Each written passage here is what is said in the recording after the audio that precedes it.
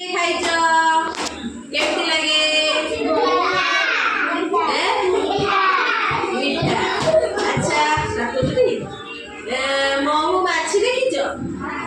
ମହୁ କେମିତି ତିଆରି ହୁଏ ଦେଖିଛ? ଦେଖିନ ମହୁ କିଣା ଦେଖିଛ? ମହୁମାଛି ଦେଖିଛ? ଆମେ ମହୁ ବିଷୟରେ ପଢିବା ହେଲା। ଇଏ କଣ ଏମିତି ହେଇଯାଇଛି ହେଲା। ଅମରର ଘର ପଛେ ଘର ପଛପଟେ ଗଛଟିଏ ଥିଲା ହେଲା। କାହା ଘର ପଛପଟେ? ଅମର ହେଲା। ଅମରର ଘର ପଛପଟେ କଣ ଥିଲା ନା ଗୋଟିଏ ଗଛ ଥିଲା ହେଲା। ଗଛ ଡାଳରେ ମହୁ ଫେଣାଟିଏ ଥିଲା। ଗଛ ଡାଳରେ କଣ ଥିଲା? ମହୁ ଫେଣା। ସେଇଠୁ କଣ ହେଲା? ସେଥିରେ ମହୁ ଭର୍ତ୍ତି ହୋଇଥିଲା। ସେ ଫେଣାରେ କଣ ପୁଳାଏ ମହୁ ଥିଲା ହେଲା। ମହୁ କେତେ ଥିଲା? ବହୁତ ଥିଲା। ତାପରେ ଅମର ତା ସାଥୀ ମାନଙ୍କୁ ଡାକିଲା। ସାଥୀ ମାନେ କଣ? ସାଙ୍ଗ ହେଲା। ଡାକିଲା। ସେମାନେ ଗଛ ତଳେ କାଠ ଜାଳିଲେ। କାଠ ଜାଳିଲେ ମାନେ ନିଆଁ ଲଗେଇଲେ ହେଲା। ନିଆଁ ଲଗେଇଲା ପରେ କଣ ହେଲା? ଧୂଆଁରେ ମହୁମାଛି ମାନେ ଉଡି ପଳେଇଲେ। ସେ କଣା ଯୋଉ ମହୁ ଫେଣା ଥିଲା ତା ଭିତରେ ଯୋଉ କଣା କଣା ନାହିଁ, ଆ ଭିତରେ କଣ କରନ୍ତି? ମହୁମାଛି ମାନେ ଘର କରି ରୁହନ୍ତି ହେଲା। ଘର କରି ରୁହନ୍ତି। ଯେତେବେଳେ ନିଆଁ ଲାଗିଲା କଣ ହେଲା? ମହୁମାଛି ମାନେ ସବୁ ବାହାରିକି ଉଡିକି ପଳେଇଲେ ହେଲା।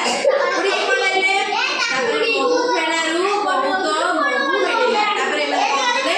ଏଇଠୁ ଏମିତି ମହୁ ଫେଣାକୁ କାଟିଦେଲେ। କାଟିଦେଲେ ଫେଣାଟାକୁ ନେଇଗଲେ। ନେଇକି କଣ କଲେ? ଚିପୁଡ଼ିଲେ କଣ ବାହାରିବ? ମହୁ। ମହୁ ଫେଣା ଚିପୁଡ଼ିଲେ କଣ ହୁଏ?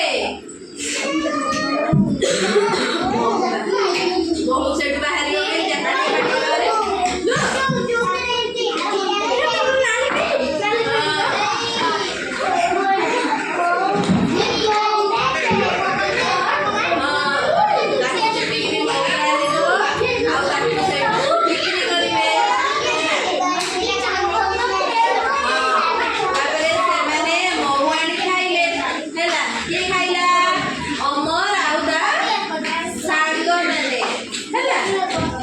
ମିଠା ମହୁ ଖାଇକି ଭାରି ଖୁସି ହେଇଗଲେ। ବୁଝିପାରିଲ? ମିଠା ମହୁ ଖାଇକି କଣ କଲେ? ଖୁସି ହେଇଗଲେ। ତାପରେ ବିରଜୁ ଘର ଗୋଟିଏ ଗଛରେ ମହୁ ଫେଣାଟିଏ ଥିଲା। କାହା ଘର ଗଛରେ? ବିରଜୁ ହେଲା। ବିରଜୁର ଘର ପଛପଟେ ଗଛ ଥିଲା। ସେଥିରେ ମହୁ ଫେଣାଟିଏ ଥିଲା। ସେଥିରେ ବି ମହୁ ଭର୍ତ୍ତି ହେଇକି ଥିଲା ହେଲା। କେମିତି ଖାଉଛନ୍ତି ଖୁସି ହେଇକରି ଗୀତା ଧରିକି ଦେଖିଲ ମହୁ ଏଇଟା ପାଣିଆ ପାଣିଆ ବାହାରୁଛି ହେଲା। ସେଇଠୁ ତାପରେ ବିରଜୁ ଏକୁଟିଆ ମହୁ ଆଣିବାକୁ ଗଲା। ଏକୁଟିଆ ମହୁ ତକ ଖାଇବ ବୋଲି ଭାବିଲା। ସିଏ କଣ କଲା? ଅମର କଣ କଲା? ତା ସାଙ୍ଗମାନଙ୍କୁ ନେଇକି ଯାଇଥିଲା। ସାଙ୍ଗମାନଙ୍କ ସହିତ ଖାଇଲା। ଇଏ ଚାଲାକି କହିଲା। କଣ କହିଲା? ମୁଁ ଏକା ମହୁ ଆଣିବି, ମୁଁ ଏକା ଖାଇବି ହେଲା। ଇଏ କଣ କଲା? ସେ ଗଛରେ ଚଢି ବାଡିରେ ମହୁ ଫେଣାକୁ ହଲାଇଲା ହେଲା। କଣ ହେଇଥିବ ଭାବିଲ? ବାଡେଇଲେ କଣ ହେଇଥିବ? ମହୁ ବାହାରିକି କଣ କରିବେ?